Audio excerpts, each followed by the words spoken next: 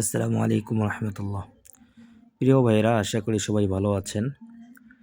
যে বেগুনটি দেখানো হচ্ছে এটি হলো লালতির কোম্পানির পার্পল কিং।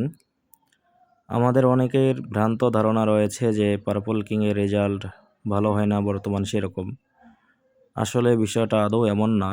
যদি মাটির যত্ন ভালোভাবে নেওয়া থাকে এবং ভালো খাবার দেয়া থাকে, যত্ন নেওয়া যায়, তাহলে অবশ্যই ভালো রেজাল্ট এবং ভালো ফলন সম্ভব।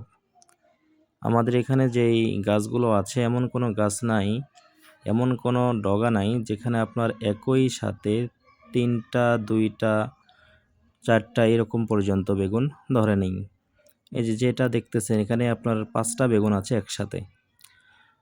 তো সুতরাং কারো কান কথায় কান না দিয়ে ভালো যত্ন নেন, আশা করা যায় ভালো কিছু করতে পারবেন। অহেতুক অন্যের কথা শুনে নিজের কোনো পরিকল্পনা ছাড়া, কোনো খাবার দেয়া ছাড়া, মাটিতে খাবার দেয়া ছাড়া শুধু স্প্রের উপর নির্ভরশীল সম্ভবপর না।